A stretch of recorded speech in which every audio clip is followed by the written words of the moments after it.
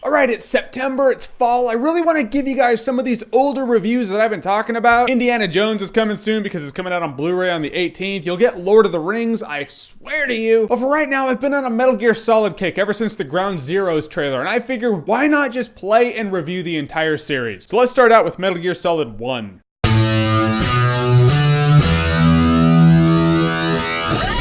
Metal Gear Solid. Infinite ammo. So Metal Gear Solid came out in 1998 for the PlayStation 1, and it was a complete game changer in every way possible. Funny thing is, usually if a game maker's making a game years after the previous installments of the game, he'll just remake it. Metal Gear Solid would have been a remake of Metal Gear 1. But it's not, it's actually Chapter 3. The previous installments are Metal Gear 1 and 2 that were for the NES. Well, actually, Metal Gear 2 came out in Japan for the NES. We never got it in the USA. I played the shit out of Metal Gear, so when I heard they were making Metal Gear Solid in the 90s, I was like, what's happening? It was Christmas for me, so I kept up on this game and I got it the day it came out and I played the shit out of it so many times. I'm gonna give you a little bit of backstory in Metal Gear 1 and 2 because you kind of gotta know about it. I won't take too long on it. Basically, in Metal Gear, you go to Outer Heaven, this place called Outer Heaven, because they have this nuclear-equipped walking battle tank called Metal Gear. You play as Solid Snake, you go in, you find this POW named Gray Fox, he befriends you, he kind of shows you the ropes, and then you get to the end, you beat Metal Gear, and then, oh crap, your commanding officer's actually the bad guy. His name is Big Boss. This is a pivotal character in the entire Metal Gear series. Metal Gear and Metal Gear Solid. Pretty much the reason I'm telling you this. Big Boss has this eye patch also. He looks like a complete badass. You know, there's one of those old dude badasses where you're like, I wouldn't take you on because you could crush me with your big old man rock hands. You beat him and then you get to Metal Gear 2. There's this uprising in a place called Zanzibar. You go there, you find out your pal Gray Fox has turned to the other side. So you fight him, you beat him, and Big Boss is back. Then you beat him in Metal Gear 2 and you finally kill him. Snake goes into retirement. Now we have Metal Gear Solid for the PlayStation 1, and shit's about to get real. In the Alaskan archipelago, there's a place called Shadow Moses Island, and there's a guy who looks just like Solid Snake. His name is Liquid Snake, and he's taking control of it. So Solid Snake's the only man who can take him down. You're immediately interested because you're like, who is this Liquid Snake? Why does he look just like Solid Snake, our hero? And on Shadow Moses, you find out, of course, the government is making a new Metal Gear. Now the terrorists want it. So you go in there and you enter one of the biggest game changers in video game history. I say that because it was a pivotal time for games, you know? Games were having that three-dimensional kind of feel to it. They were using polygons now, not sprites. But this was the game that really took it to the next level. If you have a tactical espionage type game now, Metal Gear Solid paved the way for that game. I believe Tom Clancy's Rainbow Six came out before Metal Gear Solid, but Metal Gear Solid was the triple threat. It had great gameplay, great voice acting, and it was all cinematic. It was like a playable movie. First of all, the voice acting. The voice acting in this game is completely superb. Again, it's commonplace now. You're like, oh yeah, games have good voice acting, but back then they didn't. You had Castlevania Symphony of the Night. Die, monster.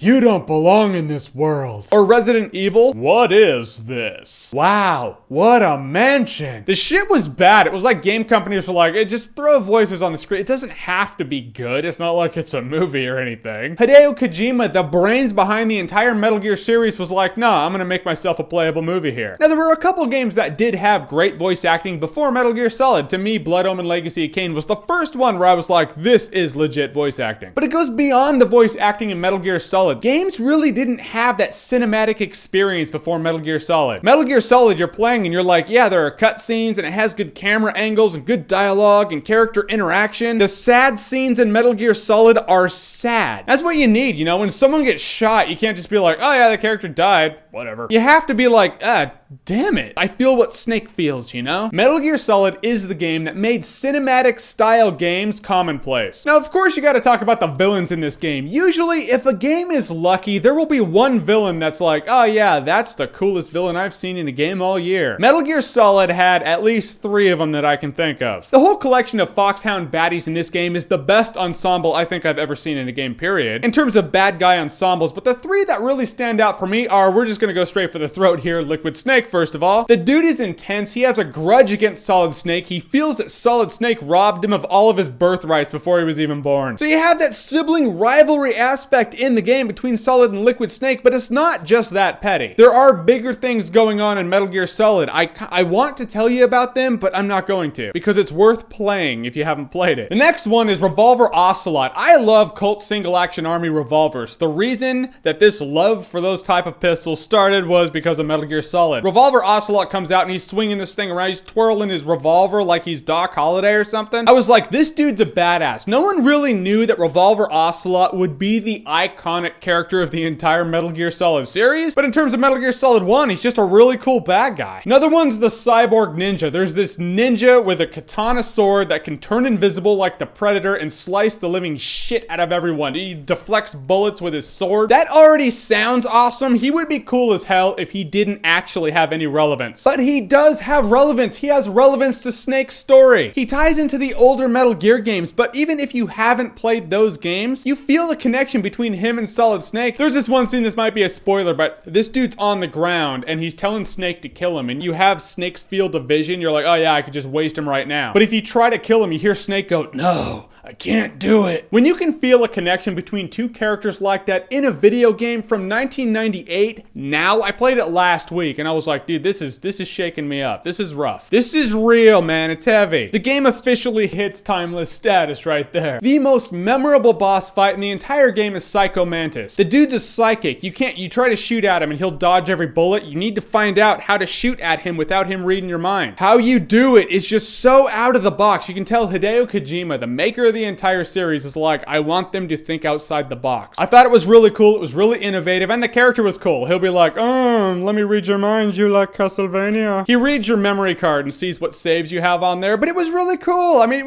was how you use gimmicks in games. Just a cool little extra. And I even like Otacon. Now, Otacon and Snake are this odd duo, this odd pair that ends up happening in Metal Gear Solid. They're going to become one of the coolest heroic duos ever in games. But they meet in this game and Snake's all like, get a hold of yourself, pull yourself together. You know, he's rough, he's the military guy. Otacon's not like that. He pissed himself when the Cyborg Ninja was coming towards him. Otacon's not the fight in battle type of guy, but I like that because Snake's like, yeah, just take off, leave, I'll take it from here. Otacon's just like, nah, I need to help fix this because they used me, so I'm gonna help you out. He could die, he knows it, but he sticks around. I like it when common people step up. Now, in terms of the gameplay, it was revolutionary back in the day, still fun to play now, but there are some features and functions that you're used to now. You're like, I could go for some of those modern functions. There's no first-person mode. You can't aim at someone's head in first-person mode and just take them out. It's a third-person sneaking game, and you just 1, 2, 3 shoot and kill people. They did make Metal Gear Solid the Twin Snakes for the GameCube, in which it had Metal Gear Solid 2's gameplay, in which you could do first-person mode. Very cool feature, but that's not the game I'm reviewing. The one that I consider Hideo Kojima's masterpiece is Metal Gear Solid 1 for the PlayStation 1. I'm reviewing that. And when people see you, you're screwed. When someone sees you, it's startling as hell in a Metal Gear Solid game. You're sneaking, it's quiet, and all of a sudden someone sees you and that exclamation mark goes off above their head and it's like, BRAW! You turn around and there are like 5 guys with machine guns just wasting you. You're probably gonna die if that happens, but it is forgiving in the sense that the alert phase only lasts like 10 seconds. You just have to be out of their field of vision for 10 seconds. They don't know where you are for 10 seconds, they'll be like, all right, go away, return to your positions. We've already forgotten about them. We're like dogs. Unrealistic, yes, but I'm thankful for it. It's also unrealistic. I can't aim at their heads and just pick them off. So, you know, unrealistic balances out. You get an impressive array of weapons in this game, but let's face it, your best weapon in Metal Gear Solid is your bare hands, because the funnest way to kill someone is come up behind them and just put them in a headlock and break their neck. Yeah, before Metal Gear Solid, that really wasn't a pastime to do in a video game, but hey, Metal Gear Solid brought it to us. It's been fun ever since. In the end, Metal Gear Solid was revolutionary for its time. It was a triple threat. This was the game that was the reason to get a PlayStation 1. Other games did not stand a chance against Metal Gear Solid. Some of the gameplay elements are not up to date, no first-person mode, and the sniper rifle, apparently when you use it, you have Parkinson's disease. And a really good and intriguing and deep story. You'll play through this game a few times. The gameplay may not be modern, but it's not completely out-of-date bullshit either. You can still play it and have fun. And the characters have really good stories. Like, even your support team that you don't even meet on the battlefield, you talk to them through the codec radio, they have fleshed out backstories. They have good interaction with Snake. Some like him, some don't like him. And you feel the emotion of all of it. It's definitely worth the $10 on the PlayStation Network it costs to download. So yeah, go ahead and download that. $10 well spent for sure. Metal Gear Solid definitely is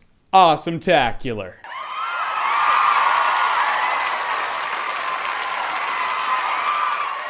I put a link for a trailer from Metal Gear Solid below. I can't understand one word in it, but you can watch it and you're like, I get the emotion. I get what they're going for. The song is awesome. The music in Metal Gear Solid 1 is just, it's great music. And the song The Best Is Yet to Come, which is in this trailer, is the end credits song in Metal Gear Solid, and I love it to death. I have it on my iPod. And if I'm gonna plug my own shit, I put a link below to the first video I ever actually did, which was me stitching together Metal Gear Solid The Twin Snakes footage to the audio for the 300 movie trailer. It was a big thing to do back in 2006, so I did it, and it was fun. But if you have to pick one video to watch the trailer to Metal Gear Solid because it's great. So your favorite video game villain of all time, what is it? Whatever it may be, comment below, let me know. And as always, if you like what you've seen here and you want to see more, click right here to see more.